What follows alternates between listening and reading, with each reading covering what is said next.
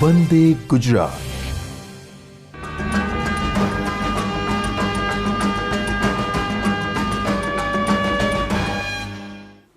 ગુજરાત માધ્યમિક અને ઉચ્ચતર માધ્યમિક શિક્ષણ બોર્ડ દ્વારા શરૂ કરાયેલ વિડિયો લેક્ચરોમાં આપનું હાર્દિક સ્વાગત છે.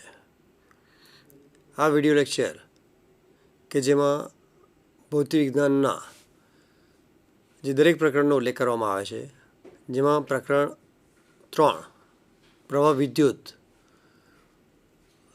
જેની ચર્ચા હું કરીશ, કે જેમાં આપણે અગાઉના એપિસોડમાં દરેક મુદ્દાઓની ચર્ચા કરી છે, જેવા કે ઓહમનો નિયમ, ઓહમના નિયમની મર્યાદા, ડ્રિફ્ટ વેગ, મોબિલિટી, વિસ્ટર્ન બ્રિજ, કિર્ચોફના નિયમો, પોટેન્શિયોમીટર. તો આ જે મુદ્દાઓ લીધા છે, જેની થિયરી પણ લીધી છે, અને અગાઉ મેં તમને વાત કરી છે કે તે પ્રમાણે દરેક ચેપ્ટર પર આધારિત જે સૂત્ર જે છે એ સૂત્રનું એક લિસ્ટ બનાવો કે જેથી દાખલા ગણવામાં તમને સરળતા પડે. અને એ દાખલાઓની ગણતરીમાં કરતી વખતે એ ખાસ ખ્યાલ રાખવાની છે કે જે કેલ્ક્યુલેટર તમને આપવામાં આવેલ છે, તો એ કેલ્ક્યુલેટરની પરમિશન ફક્ત ગુજરાત બોર્ડ માટે છે. એન્ટ્રન્સ એક્ઝામ માટે કેલ્ક્યુલેટરની પરમિશન નથી. તો જ્યારે એન્ટ્રન્સ એક્ઝામની ઓબ્જેક્ટિવ કે MCQ સોલ્વ કરતા હો તો તે વખતે કેલ્ક્યુલેટર તમારે એવોઇડ કરવું પડશે. અથવા કોઈક એવી કોમ્પ્લિકેટેડ ગણતરી હોય, ધારો કે 409 હોય તો એ 409.5 હોય તો તેને તમે 410 તરીકે રાઉન્ડ ઓફ કરી શકો, અને 410 છે તો એને 400 તરીકે રાઉન્ડ ઓફ કરી શકો.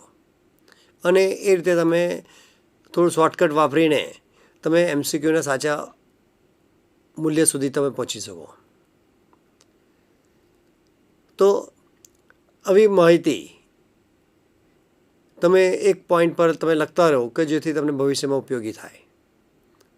હવે જે ચેપ્ટર 3ના જે અગાઉ એક્ઝામ્પલ લીધા છે, ઉદાહરણના દરેક ઉદાહરણ કર્યા છે, સાથે સ્વાધ્યાયના કેટલાક એક્ઝામ્પલ્સ આપણે લીધા છે ને કેટલાક બાકી છે. તો આજે એનાથી આગળ વધીએ. તો ઉદાહરણ સ્વાધ્યાય નંબર 3.8 3.6 સુધી લીધા છે. 3.8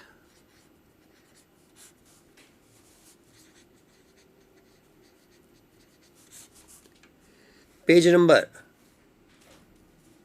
તો આ જે સ્વાધ્યાય 3.8 કે જેમાં તમને કિંમત આપેલ છે કે વોલ્ટેજ એક નિક્રોમ તાર છે. નિક્રોમ તાર જે હીટિંગ એલિમેન્ટ જે તમે ઇલેક્ટ્રિક આયનનો ઉપયોગ કરી શકો, સેન્ડવિચ ટોસ્ટર છે એમાં ઉપયોગ કરી શકો. તો એ જે નિક્રોમ તારને 230 વોલ્ટ સાથે જોડવામાં આવે છે, એટલે વોલ્ટેજ V બરાબર 230 વોલ્ટ. તો પ્રારંભમાં 3.2 એમ્પિયર પ્રવાહ ખેંચે છે. I is equal to 3.2 ampere. એટલે કે શરૂઆતનો જે એનો અવરોધ છે તે પ્રમાણે એ પ્રવાહનું મૂલ્ય આપશે.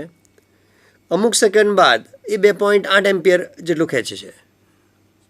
I is equal to 2.8 ampere.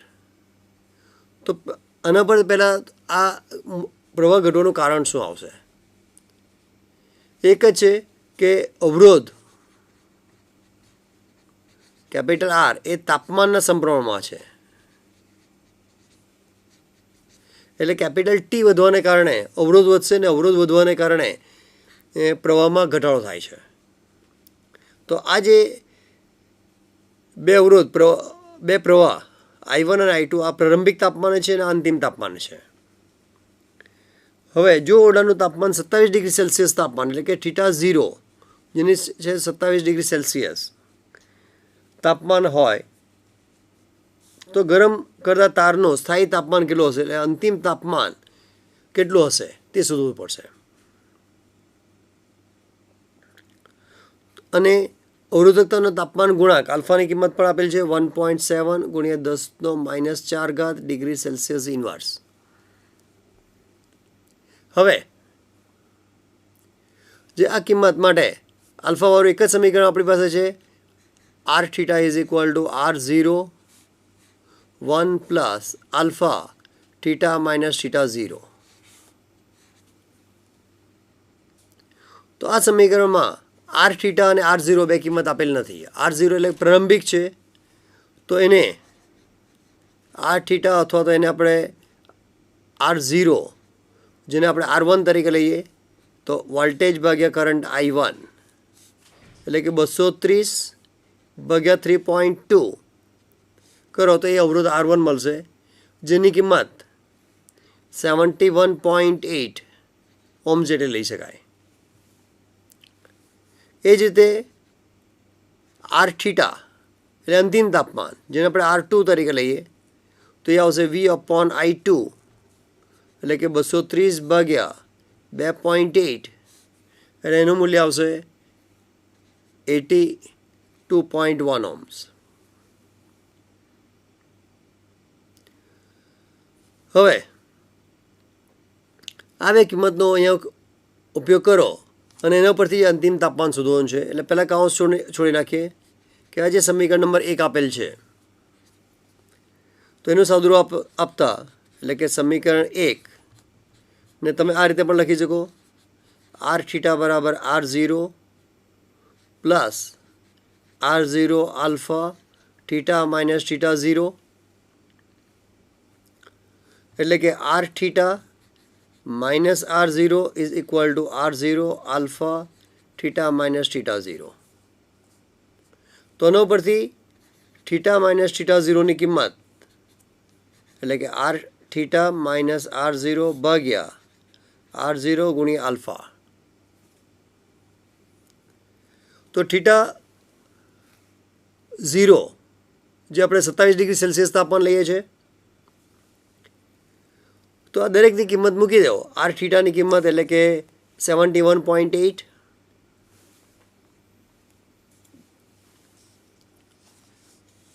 ત્યારબાદ R0 એટલે કે આર થીટાની કિંમત 82.1, R0ની કિંમત આવશે 71.8, R0 એટલે 71.8 ગુણ્યા આલ્ફા અને થીટા માઇનસ થીટા 0, જ્યાં થીટા 0 બરાબર 27 ડિગ્રી સેલ્સિયસ. તો આ દરેકની કિંમત મૂકો તો એના પરથી તમે થીટાની કિંમત સરળતાથી મેળવી શકો. તો આના આધારે જે સમીકરણ આવશે થીટા માઇનસ થીટા 0 એટલે 27 ડિગ્રી સેલ્સિયસ અને આર થીટા કે જેની કિંમત છે 82.1 માઇનસ R0 71.8 ભાગ્યા R0 71.8 આલ્ફા 1.7 ગુણ્યા 10⁻⁴. તો એનો ઉપયોગ કરીને તમે થીટાની કિંમત શોધી શકો અને એનો એકમ આવશે ડિગ્રી સેલ્સિયસ ઇન્વર્સ. એટલે આ જે આન્સર કે જેમાં એકમ લખવો ખાસ જરૂરી છે. તો આવા એક્ઝામ્પલ્સ આપણે ઉદાહરણમાં પણ લીધા અને આ પરીક્ષાની દૃષ્ટિએ આવા ખાસ અગત્યના છે અને એ તમે જાતે કરવા પડશે. હવે જો આ MCQમાં હોય અને એમાં તમારે ગણતરી કરવાની હોય તો તમે આ રીતે રાઉન્ડ ઓફ કરી શકો. આ બાદબાકી તો સરળ છે. 71.8 છે જેને 72 લઈ શકો અથવા તો 70 તરીકે લઈ શકો અને આ 17 છે એના આધારે તમે સહેલાઈથી ગણતરી કરી શકો અને ફાઇનલ આન્સર થીટા તમે શોધી શકો. તો આ ઉપરાંત હવે એના પછી આગળ એક લઈએ છે 3.9 જે ફરીથી વિસ્ટર્ન બ્રિજ પર આધારિત છે. એ વિસ્ટર્ન બ્રિજમાં 4 અવરોધ આપેલા છે.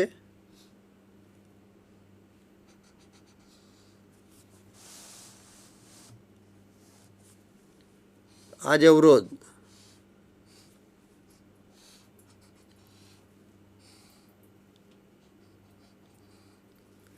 અને આને અવરોધના મૂલ્ય છે 10 ઓહ્મ્સ, 10 ઓહ્મ્સ, 5 ઓહ્મ્સ, 5 ઓહ્મ્સ, અને આ જે પ્રવાહ છે અવરોધ 10 ઓહ્મ્સ, અહીંયા આગળ પ્લસ માઇનસ,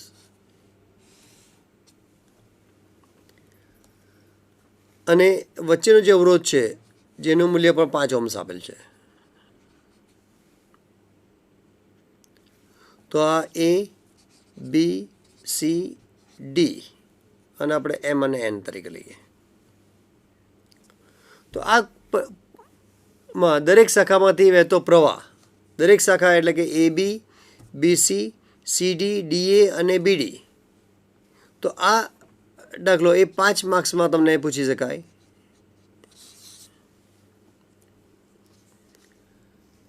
હવે કેટલાકને એવું થશે કે આ સંતુલિત વિસ્ટર્ન બ્રિજમાં આને લઈ શકાય કે નહીં. સંતુલિત વિસ્ટર્ન બ્રિજની શરત છે કે સમસમયના અવરોધનો ગુણાકાર સરખો થવો જોઈએ. 10 10 એટલે 100 થશે, 5 અને 5 એટલે 25 થશે. એટલે કે આ વિસ્ટર્ન બ્રિજ સંતુલિત નથી. જો આ અવરોધના મૂલ્યની અદલાબદલી હતી, એટલે કે આ 10 ઓહ્મ્સ અહીંયા હતે, 5 ઓહ્મ્સ અહીંયા હતે, તો 10 ને 5 50 અને આ પણ 50 થઈ જશે. અને તે સંજોગમાં સંતુલિત વિસ્ટર્ન બ્રિજ બને. અને એ સંતુલિત વિસ્ટર્ન બ્રિજ હોય તો બીડી બ્રાન્ચમાંથી અવરોધમાંથી પસાર થતો પ્રવાહ જેને આપણે શૂન્ય લઈ શકાય.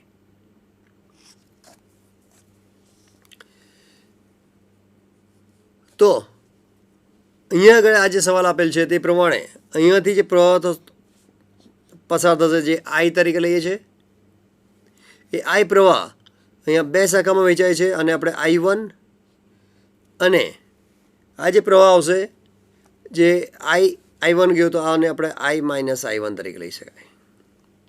હવે એક એક્ઝામ્પલ આપણે ઉદાહરણમાં લીધો છે કે જેમાં અને આપણે I2 લીધું, કારણ કે ત્યાં આ અવરોધ ન હતો. તો અહીંયા આગળ એ I2 લઈને કરશો તો પણ આન્સર આવશે. આ થોડી સરળ રહેશે. હવે આ જે I1 અહીંયા બી પાસે જશે, ત્યાં પણ 2 ભાગમાં વહેંચાઈ જશે. એટલે આને આપણે I2 તરીકે લઈએ. આ I1 છે તો આનું મૂલ્ય આવશે I1 માઇનસ I2. ફરીથી આ I1 એ 2 શાખામાં વહેંચાઈ જશે. I2 છે તો આ આવશે I1 માઇનસ I2. તે જ રીતે આ પ્રવાહ આવ્યો તો આ 2 ભેગા થશે તો આ શાખામાં પ્રવાહ આવશે I1 I minus I1 plus I2. કારણ કે આ બંને પ્રવાહનો સરવાળો થાય છે અને એ પ્રવાહ આગળ વધે છે. અને તો આનો સરવાળો કરો, I1 minus I1 cancel, minus I2 plus I2 cancel થઈ જશે. એટલે આ પ્રવાહ ફરી પાછો I મળશે. એટલે જેટલો પ્રવાહ અહીંયાથી બહાર નીકળશે તેટલો પ્રવાહ ફરી પાછો અંદર દાખલ થાય છે. હવે આનો ઉપયોગ કરીને આપણે I1 I2ના કિંમત શોધવાના છે. 3 અહીંયા અજ્ઞાત તમને દેખાય છે. એક I એટલે કે કુલ પ્રવાહ, I1 શોધવાનું છે અને I2 શોધવાનું છે. જેના આધારે AB, BC, AD, BD અને DC શાખાના પ્રવાહ તમે માપી શકો. જે AB શાખાનો પ્રવાહ છે એટલે I1 એની કિંમત શોધવાની છે. BC એટલે કે I1 માઇનસ I2ની કિંમત શોધવાની છે. AD એટલે I માઇનસ I1 જેની કિંમત શોધવાની છે. BD એટલે કે I2 શોધવાનું છે. અને DC એટલે I minus I1 plus I2. એટલે આ અજ્ઞાત માટે આ 3 અજ્ઞાત પહેલાં શોધવા પડશે. એટલે કે 3 આપણે સમીકરણો મેળવવા પડશે અને એ 3 સમીકરણોનો ઉપયોગ કરીને તો આપણે I1 અને I2 શોધીએ છીએ. તો અહીંયા આગળ સૌપ્રથમ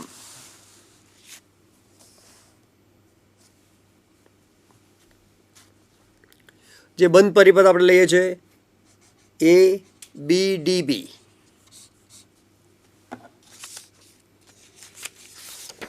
આ જે બંધ પરિપથ ABDB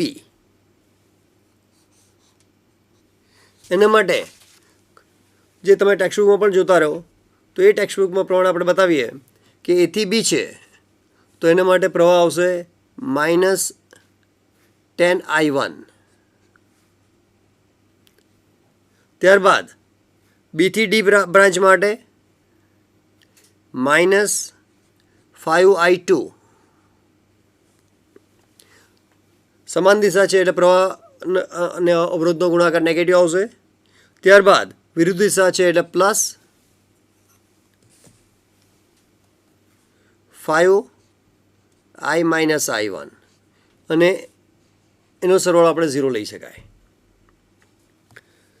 તો આ સાદુરૂપ આપો તો -10I1 - 5I2 + 5I1 5I - 5I1 is equal to 0. એટલે કે 5I - 15I1 પ્લસ -5I2 બરાબર 0. તો આમાંથી 5 સામાન્ય કાઢીએ તો I - 3I1 - I2 બરાબર 0. આ એક સમીકરણ નંબર 1 આવશે. હવે બીજો બંધ પરિપથ લઈએ છીએ BCDB.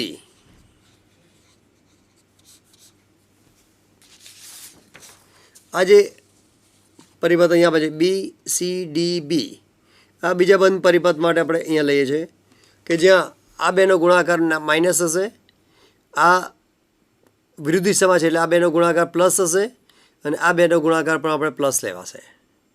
પ્રવાહની દિશા હોય તો માઇનસ, વિરુદ્ધ દિશામાં હોય તો પ્લસ. તો એ પ્રમાણે આવશે 5 સમાન દિશા છે એટલે -5I1 - I2 plus 10I - I1 plus I2 plus 5I2 is equal two 0. અને એ સમીકરણનો અગાઉની જેમ સાદુરૂપ આપો તો એનું સમીકરણ આવશે 2I -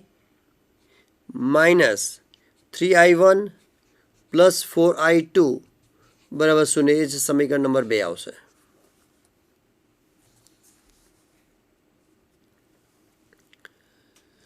અને ત્રીજું સમીકરણ આપણે લઈએ છીએ કે જેમાં જે આપણે ABCMNA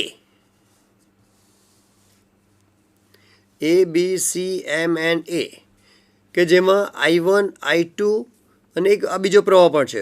આ અવરોધ છે એમાંથી પસાર થતો પ્રવાહ પણ I આવશે. એટલે 3 અવરોધ અને એક વિદ્યુત કોષ છે જેનું વેલ્યુ છે 10 વોલ્ટેજ. એટલે જેટલા અજ્ઞાત હોય તેટલા સમીકરણો હોવા જરૂરી છે. અહીંયા 3 અજ્ઞાત છે એટલે 3 સમીકરણો મેળવવા માટે ત્રીજો લૂપ તરીકે ABCMNA લઈએ છે. તો એના આધારે જે ત્રીજો સમીકરણ આપણને આ રીતે મળશે. ત્રીજો આવશે ABCMNA વિદ્યુત કોષ સાથે. તો એના માટે A થી B -10I1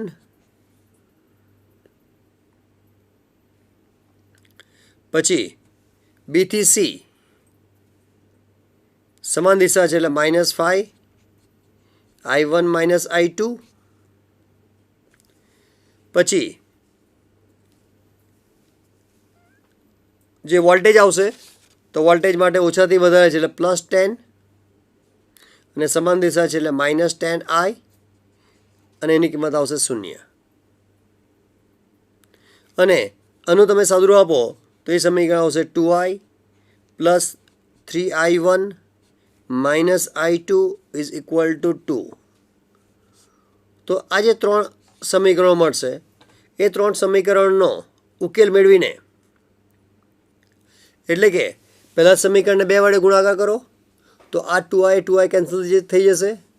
એટલે જે તમે સમીકરણ મળશે તે I1 I2 વચ્ચે મળશે.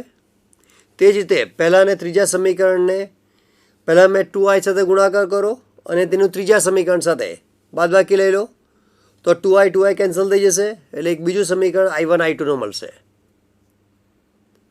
તો એ સમીકરણનો ઉકેલ મેળવીને તમે i1 i2 શોધી શકો. એટલે કે સમીકરણ 1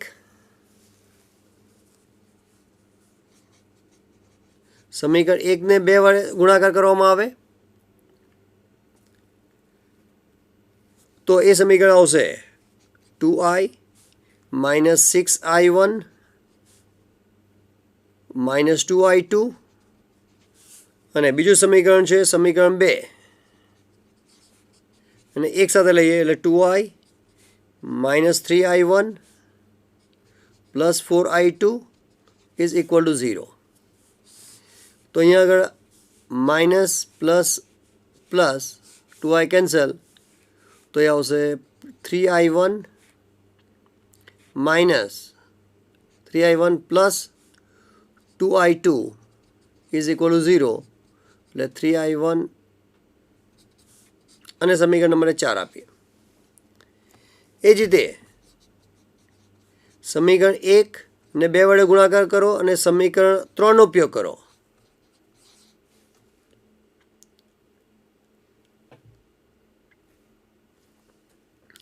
તો એક બીજું સમીકરણ આવશે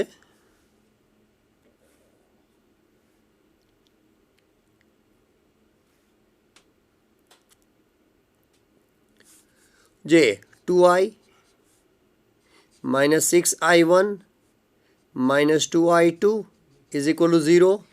સમીકરણ 3 જે તમને આપેલ છે 2i plus 3i1 minus i2 is equal to 2. તો માઇનસ પ્લસ પ્લસ તો 2i કેન્સલ તો ટોટલ આવશે 9i1 પ્લસ 2 minus 1 એટલે plus i2 is equal to 2. તો આ સમીકરણ 4 અને 5 આ બે સમીકરણનો ઉકેલ સાદુરૂપ આપો એટલે સમીકરણ 4 અને 5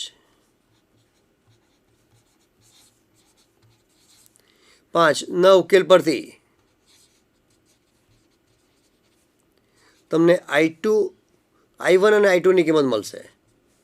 i1 જેની કિંમત 4/17 એમ્પિયર અને i2 જેની કિંમત આવશે -2/17 એમ્પિયર. અને એ સમીકરણ 1 માં મૂકી દેવું તો એનો પરથી i is equal to મળી શકે 10/17 એમ્પિયર. તો આ રીતે i1 અને i2 ત્રણના કિંમતો શોધીને જે અલગ અલગ બ્રાન્ચના જે પ્રવાહ છે AB, BC, AD, BD અને DCના કિંમતો શોધી શકો. અહીંયા આગળ આપણે જે જોયું છે તે પ્રમાણે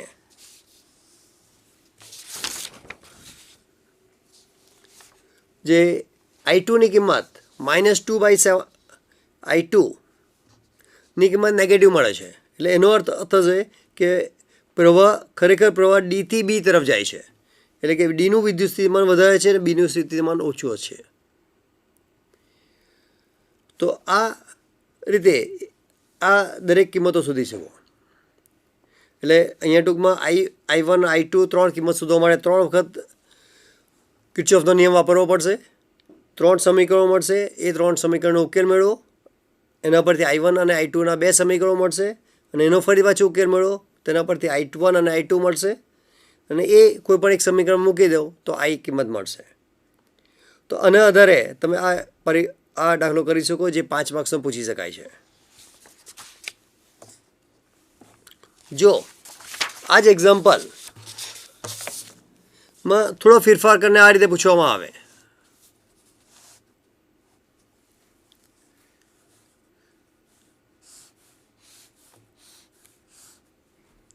અહીંયા 10 ohms 5 ohms અહીંયા પણ 10 ohms 5 ohms અને 5 ohms.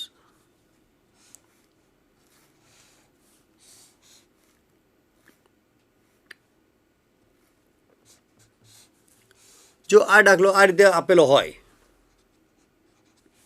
અને દરેક પરિપથમાંથી વહેતો પ્રવાહ શોધવાનો હોય તો એ ઘણો ઇઝી રહેશે, કારણ કે આ સંતુલિત વિસ્ટર્મ બ્રિજ બનશે. 10 ને 5 15 50, 10 અને 5 50 હશે. એટલે સમસમના અવરોધનો ગુણાકાર સરખો છે. જે સમીકરણ આપણે લઈએ છીએ R1 R2 R3 R4, એટલે સંતુલિત વિસ્ટર્મ બ્રિજ માટેની શરતનું અહીંયા પાલન થાય છે. R1/R2 is equal two R3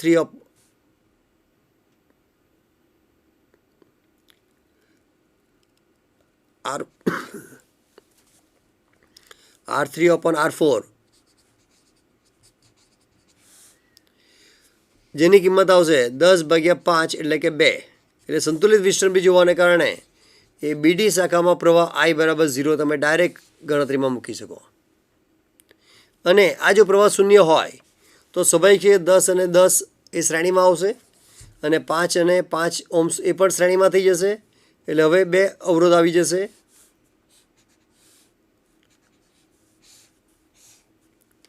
જે 10 ઓહ્મ્સ 10 ઓહ્મ્સ 5 ઓહ્મ્સ 5 ઓહ્મ્સ, અને સીધું આ રીતે તમે બતાવી શકો. આ જે વોલ્ટેજ આપેલ છે તો એના આધારે આ પ્રવાહ તમે કુલ પ્રવાહ સરળતાથી મેળવી શકો. એટલે 10 ને 20 અને 10 ઓહ્મ્સ, એના આધારે સમતુલ્ય અવરોધ શોધી શકો કે સમાંતર જોડાણ છે. એટલે 10 ને 20 ગુણ્યા R1 R2 અપન R1 plus R2 પ્રમાણે 20 ગુણ્યા 5 ને 5 10/30 ઓહ્મ્સ, એટલે કુલ 20/3 એ અવરોધ આવશે. તો એના આધારે પ્રવાહ I is equal two V/R નો ઉપયોગ કરીને તમે કુલ પ્રવાહ પણ શોધી શકો. તો આ ટેક્સ્ટમાં આપેલ નથી, પણ તમે આંકડાઓ જોશો થોડુંક જ ફેરફાર કર્યો છે. ટેક્સ્ટમાં અહીંયા 10 અને 5 હતો, આપણે 10 અને 5 કર્યું, તો એને કારણે ન્યુમેરિકલ સરળ થશે અને સંતુલિત વિસ્ટર્મ બ્રિજનો તમે ઉપયોગ કરી શકો. ઉપરાંત ત્યારબાદ ટેક્સ્ટબુકમાં આપેલ છે 3.10.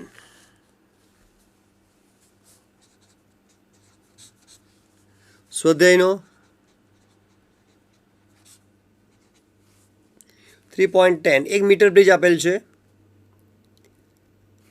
મીટર બ્રિજ જે આપણે આ રીતે બતાવી શકાય.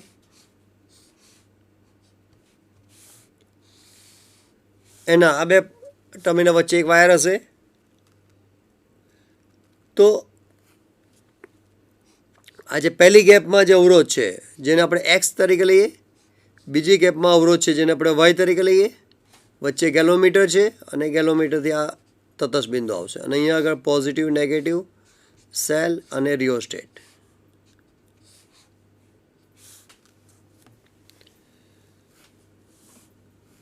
તો આ સંજોગોમાં અહીંયા આપેલ છે કે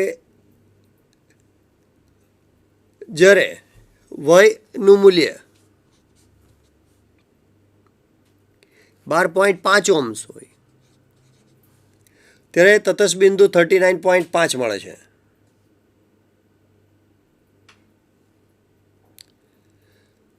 તો અવરોધ તો એક્સ કેટલો હશે? એટલે વાયનું મૂલ્ય 12.5, તટસ્થ બિંદુ 39.5 સેન્ટીમીટર. એટલે કે આ લંબાઈ 39.5 સેન્ટીમીટર છે. તો આ લંબાઈ આવશે 100 - L. તો જે સંતુલિત વિસ્ટર્મ બ્રિજની શરત છે કે x/y is equal two L/100 - L. તો x બરાબર y ગુણ્યા L/100 - L નો ઉપયોગ કરો, એટલે કે 12.5, Lની કિંમત છે 39.5 ભાગ્યા 100 - 39.5. તો આના આધારે એ એક્સ ઓહ્મ્સ અવરોધ તમે શોધી શકો. એટલે આને યાદ રાખવા માટે આ ઇઝી રહેશે. L1 તો L અને આ આવશે L2. તો x ભાગ્યા L1 y/L2 એ રીતે પણ લખી શકો, અથવા x/y ભાગ્યા L1 ભાગ્યા L2 તરીકે પણ તમે લખી શકો. પછી બીજા ભાગમાં આપેલ છે જો x અને yની અદલા બદલી કરવામાં આવે તો તટસ્થ બિંદુ કેટલા સ્થાને મળશે? એટલે કે જો એની અદલા બદલી કરી નાખો એટલે વાય અહીંયા આવી જાય, એક્સ અહીંયા આવી જાય, તો એ સંજોગોમાં આ વાય, આ એક્સ, તો અહીંયા જે આ લંબાઈ આપણે L1 લઈએ, આ L2 તરીકે લઈએ, તો સમીકરણ અહીંયા બનશે Y upon X is equal to L1 upon 100 minus L1. તો વાય અને એક્સની કિંમત આપણે શોધી કાઢેલ છે, એ કિંમત મૂકી દો તો એ L1 મળશે, અને L1 એ તમને લંબાઈ મળશે, અને એ લંબાઈ એ 100 માઇનસ L જેટલી જ મળશે. એટલે કે ટૂંકમાં એક્સની સામે જે અવરોધ હોય એની આપણે અદલા બદલી કરી તો વાય અહીંયા આવી ગયો, તો એની સામેની જે લંબાઈ હશે જે આપણે 100 માઇનસ L છે, તો એ L1ની જે કિંમત તમને મળશે એ 60.5 સેન્ટીમીટર મળી શકે.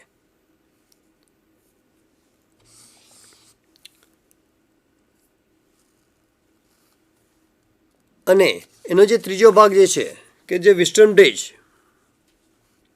જે ખાસ અગત્યનો છે. વિસ્ટર્ન બ્રિજ માટે એક સ્ક્વેર હોય છે ABCD, જેને એક વિકર્ણ પર ગેલ્વનોમીટર અને બીજા વિકર્ણ પર વિદ્યુત કોષ જોડવામાં આવે છે. હવે જો એ અદલા બદલી કરવામાં આવે, અદલા બદલી કરવામાં આવે એટલે કે અહીંયા આગળ ABCD એટલે ગેલ્વનોમીટર આ બેની વચ્ચે જોઈન કરવામાં આવે, એ અને સી વચ્ચે, અને પોઝિટિવ નેગેટિવ આની વચ્ચે લેવામાં આવે, તો એ પરિસ્થિતિમાં તટસ્થ બિંદુ બદલાઈ શકે કે નહીં તે નક્કી કરવું છે. તો આ જે આકૃતિ હકીકતમાં આ જ રહેશે, ખાલી કિંમત જ બદલેલી છે, ફક્ત સ્થાન બદલાશે. એટલે અહીંયા આગળ અને આપણે આ રીતે બતાવી શકાય A B C અને D, જ્યાં A અને C વચ્ચે ગેલ્વનોમીટર છે અને B અને D વચ્ચે જે સેલ આવશે. તો B સાથે પોઝિટિવ છે એટલે આ ટર્મિનલ પોઝિટિવ બનશે, આ ટર્મિનલ નેગેટિવ બનશે. એટલે બંને વિસ્ટર્ન બ્રિજ છે, તો એ પરિસ્થિતિમાં જે તટસ્થ બિંદુના મૂલ્યમાં કોઈ ફેરફાર થશે નહીં. પરિપથ એક જ છે, ખાલી વિકર્ણ આપણે બદલેલા છે. અહીંયા BD વિકર્ણ પર ગેલ્વનોમીટર જોડેલ છે, અહીંયા આગળ AC વિકર્ણ પર ગેલ્વનોમીટર જોડેલ છે, તો જેને કારણે એ જે ગેલ્વનોમીટરનો પ્રવાહમાં કોઈ ફેરફાર થશે નહીં.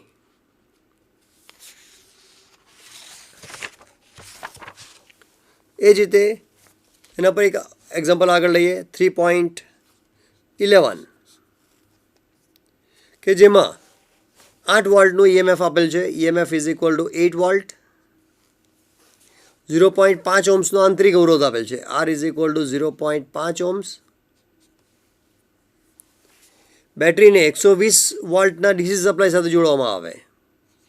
120 વોલ્ટનો ડીસી સપ્લાય એટલે કેપિટલ V વોલ્ટ. અને બાહ્ય અવરોધ તરીકે R ઇઝ ઇક્વલ ટુ 15.5 ઓહ્મ્સનો અવરોધ લેવામાં આવે છે. તો એ બેટરીનો આંતરિક અવરોધ કેટલો હશે?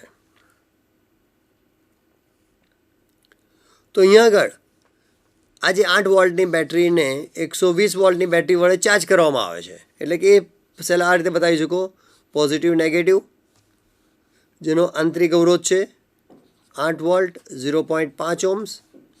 આ એક્સ્ટ્રા ડીસી સપ્લાય છે જેની સાથે બાહ્ય અવરોધ છે કેપિટલ R ઓહ્મ્સ, આ કેપિટલ V વોલ્ટ છે. તો આમાં પ્રવાહ આ તરફ જશે, જે આપણે અગાઉ બતાવેલું છે કે જ્યારે સેલના ધન ધ્રુવમાંથી પ્રવાહ નીકળતો હોય તો એ સેલ ડિસ્ચાર્જ થાય છે, અને જો પ્રવાહ ધન ધ્રુવમાં દાખલ થતો હોય અને ઋણ ધ્રુવમાંથી બહાર નીકળતો હોય તો એ સંજોગમાં સેલ એ ચાર્જ થશે. એટલે કે પહેલો સેલના પ્લસમાંથી નીકળે છે એટલે પહેલો સેલ ડિસ્ચાર્જ થાય છે, અને બીજા સેલના પ્લસમાં દાખલ થાય છે એટલે કે બીજો સેલ એ ચાર્જ થશે. તો એ પ્રવાહનું સમીકરણ કયું આવી શકે? તો ચાર્જિંગ પ્રવાહનું સમીકરણ આપણે થિયરીમાં મેળવેલું છે VI is equal two V minus epsilon upon small r plus capital R. તો આ સમીકરણનો ઉપયોગ કરીને જે તમે વોલ્ટેજ એટલે કે 120 વોલ્ટ માઇનસ EMF એટલે 8 વોલ્ટ, સ્મોલ આરની કિંમત 0.5 ઓહ્મ્સ પ્લસ કેપિટલ આરની કિંમત 15.5 ઓહ્મ્સ, આનો ઉપયોગ કરીને તમે પ્રવાહ શોધી શકો જેની કિંમત આવશે 7 એમ્પિયર.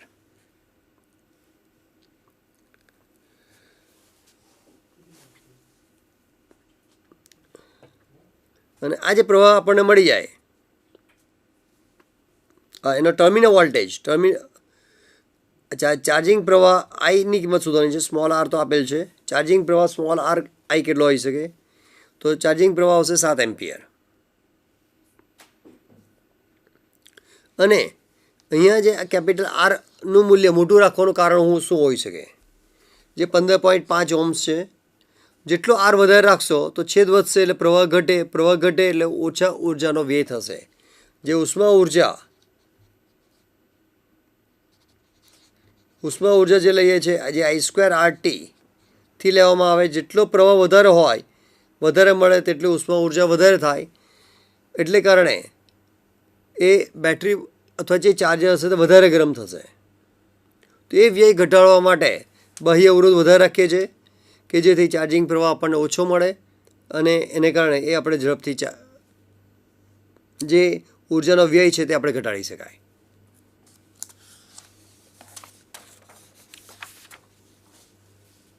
ત્યારબાદ એક બીજો એક્ઝામ્પલ લઈએ 3.12. એક પોટેન્શિયોમીટરની રચનામાં 1.5 વોલ્ટની બેટરી સાથે એટલે ε1 આપેલ છે 1.25 વોલ્ટ, તો એના માટે તટસ્થ બિંદુ મળે છે 35 સેન્ટીમીટર, એટલે કે જેને આપણે L1 તરીકે લઈએ. હવે એ કોઝને બદલીને બીજો કોઝ વાપરવામાં આવે કે ε2 લઈએ તો તટસ્થ બિંદુ 63 સેન્ટીમીટર પર મળશે, જેને આપણે L2 તરીકે બતાવીએ.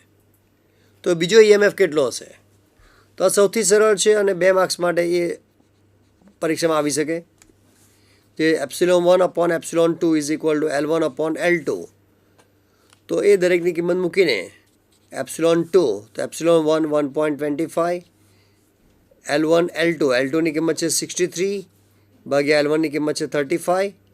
તો આનો ઉપયોગ કરીને ε2 તમે વોલ્ટમાં કેટલો વોલ્ટ છે તે શોધી શકાય.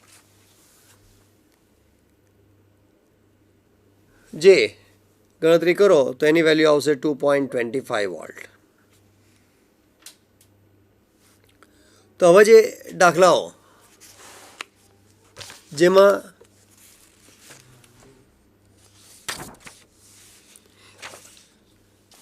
આ જે 3.13 એ એક્ઝામ્પલ આપણે અગાઉ કરેલ છે જ, 3.1 સાથે 3.13 કરેલ છે જ. તો આ જે દાખલાઓ સાથે કેટલાક વધારાના એક્ઝામ્પલ તરીકે આપેલા છે, વધારાનું સ્વાધ્યાય તરીકે. તો કેટલાક એવું અનુમાન કરે છે કે આ વધારાનું સ્વાધ્યાય એટલે એ પરીક્ષા માટે એક્સ્ટ્રા છે, એમાંથી સવાલ આવી શકે નહીં. પણ એ જે માહિતી ખોટી છે. એમાં પણ કેટલાક એક્ઝામ્પલ એવા પણ છે કે જે તમે પરીક્ષાની દૃષ્ટિએ અગત્યના છે અને તે પૂછી શકાય છે. તો વધારાના સ્વાધ્યાયમાં જે પહેલો એક્ઝામ્પલ જે 3.14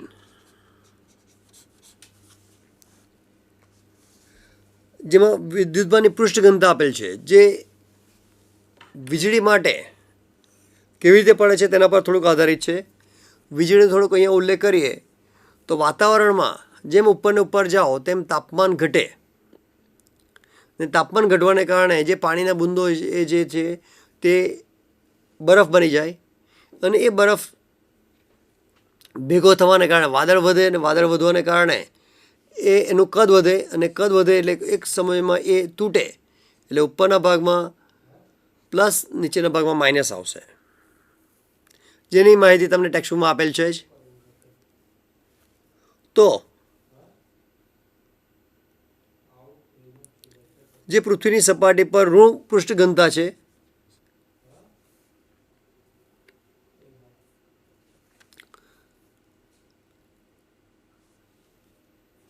તો એ ઋણ પૃષ્ઠ ઘનતા એટલે કે સિગ્માની કિંમત તમને આપેલ છે 10⁻⁹ સેન્ટીમીટર સ્ક્વેર.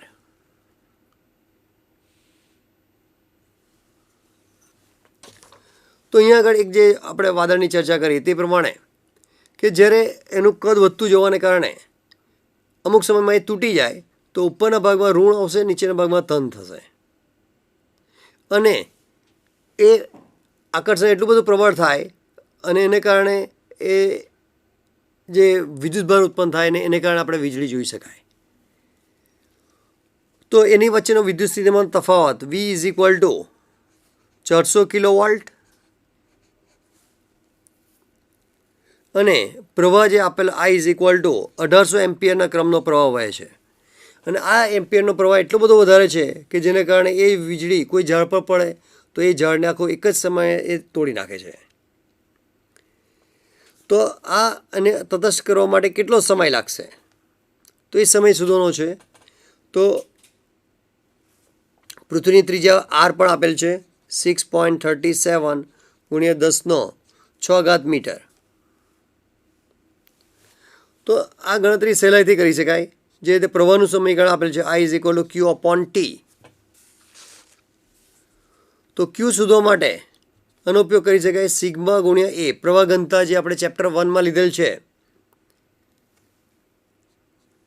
કે Q is equal to sigma A અથવા sigma is equal to Q upon A. ત્રણ આપણે લીધેલ. Sigma is equal to Q upon A, lambda is equal to Q upon L અને rho is equal to Q upon V. વિદ્યુતભારની રેખીય ઘનતા, પૃષ્ઠ ઘનતા અને કદ ઘનતા. તો એ પ્રમાણે Q is equal to sigma into A બતાવી શકાય.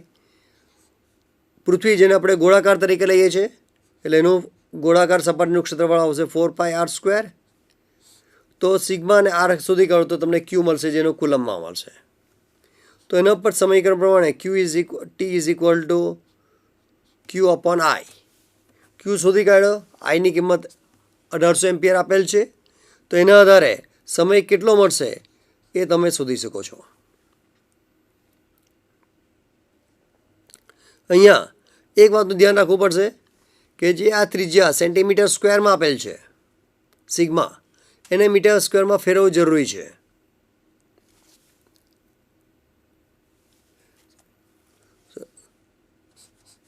આ કુલમ પર મીટર સ્ક્વેર છે.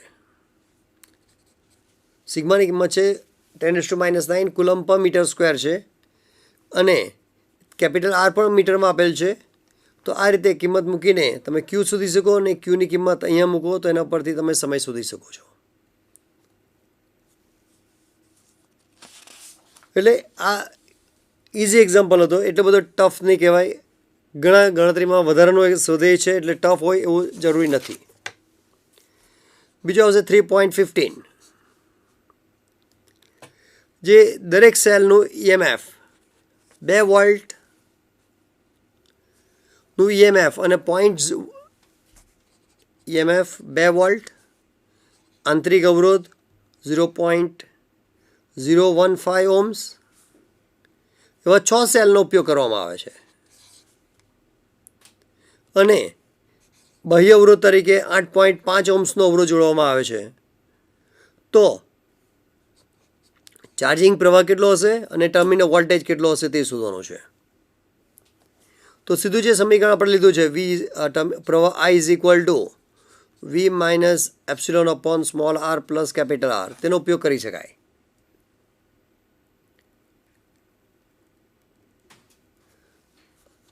અહીંયા આગળ આ ચાર્જિંગ નથી, અહીંયા એક જ સેલ છે. તો જે આપણે પ્રવાહ લઈએ છીએ તો પ્રવાહ I ઇઝ ઇક્વલ ટુ એક સેલનો EMF 2 વોલ્ટ છે તો 6 સેલ છે એટલે કુલ EMF થશે epsilon dash upon small r dash plus R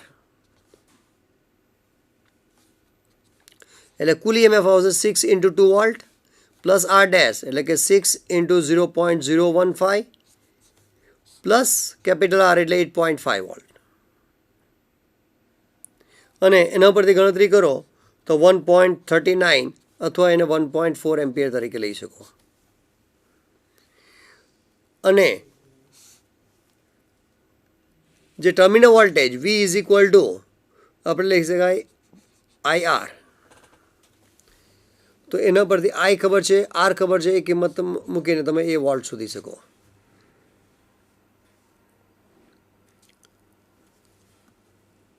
તો આ લેડ સ્ટોરેજ સેલ ને ગ્રાઉન્ડ સાથે જોડવામાં આવે છે અને કોઈ ચાર્જિંગમાં વોલ્ટેજ નથી આપેલું. ચાર્જિંગ વોલ્ટેજ આપેલા હોય તો આપણે આ સમીકરણ લઈ શકાય. અહીંયા આગળ કેટલો પ્રવાહ પસાર થાય છે તેના માટે આવશે કુલ EMF ભાગ્યા કુલ અવરોધ, કુલ આંતરિક અવરોધ પ્લસ R. તો એનો ઉપયોગ કરીને પ્રવાહ અને વોલ્ટેજ તમે શોધી શકો છો.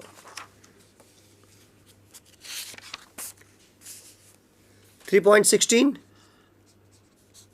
એ પણ એક અગત્યનું એક્ઝામ્પલ છે કે એક એલ્યુમિનિયમ અને કોપર બે વાયર આપેલ છે. એલ્યુમિનિયમ જેને આપણે 1 નંબર તરીકે લઈએ, કોપર અને નંબર 2 તરીકે લઈએ. એટલે દરેક વખતે એલ્યુમિનિયમ અને કોપર લખવાની જરૂર પડશે નહીં. બંનેની લંબાઈ સરખી છે એટલે કે L1 = L2 છે અને તેમના અવરોધ પણ સમાન છે, R1 = R2. તો કયો તાર હલકો હશે અથવા ઓવરહેડ માટે એલ્યુમિનિયમ તાર શા માટે પસંદ કરવામાં આવે? તો પહેલાં તો કયો તાર હલકો હશે તે નક્કી કરવું છે. તો અહીંયા આગળ આપણે M1/M2ની કિંમત શોધી કાઢીએ તો એના પર આધારે કહી શકાય કે કયો તાર હલકો છે. જો M1/M2ની કિંમત 1 આવે તો આપણે કહી શકીએ બંનેનું દળ સરખું છે. જો એની કિંમત 1 કરતાં વધારે આવે તો આપણે કહી શકીએ એલ્યુમિનિયમ ભારે છે અને કોપર હલકું છે. જો એની કિંમત 1 કરતાં ઓછી આવે તો કહી શકાય એલ્યુમિનિયમ હલકું અને કોપર ભારે છે. તો આ માહિતી પરથી M1/M2 કેવી રીતે શોધાશે? અહીંયા જ અમને નીચે માહિતી આપેલ છે, અવરોધકતા આપેલ છે અને ઘનતા આપેલ છે. અવરોધકતા ρ1,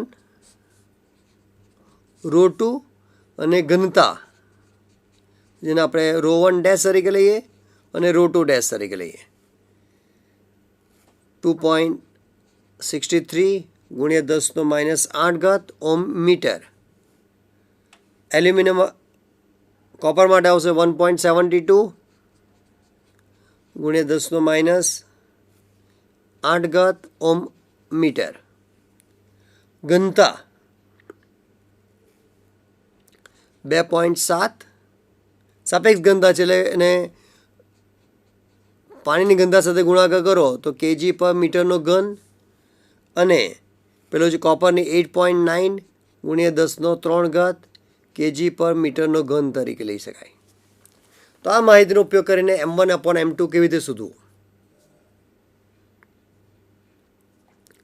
તો સ્વાભાવિક છે દળ અને ઘનતા સાથે જે સંબંધ છે તો ઘનતાનું સમીકરણ છે દળ ભાગ્યા કદ. એટલે કે દળ બરાબર ઘનતા ગુણ્યા કદ.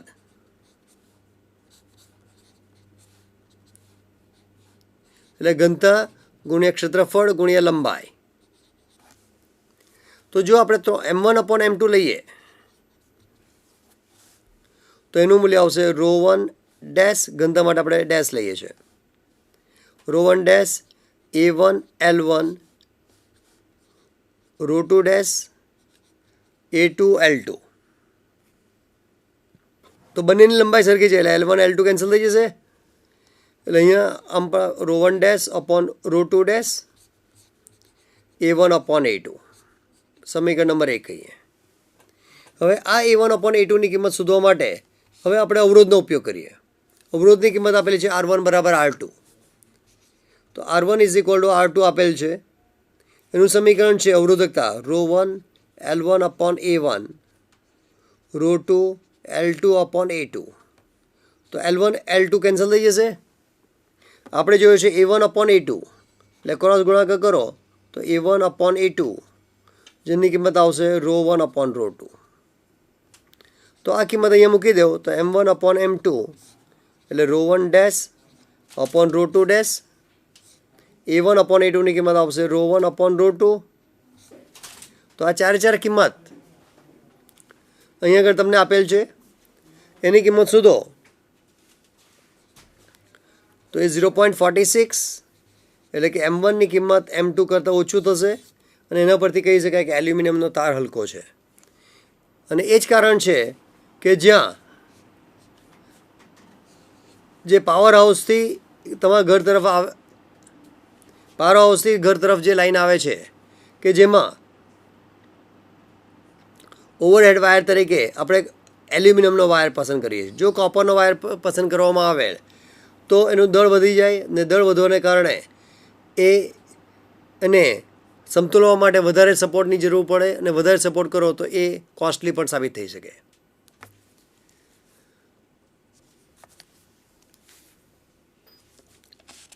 ત્યારબાદ જે એક્ઝામ્પલ આપેલ છે 3.17 માહિતી પર આધારિત છે.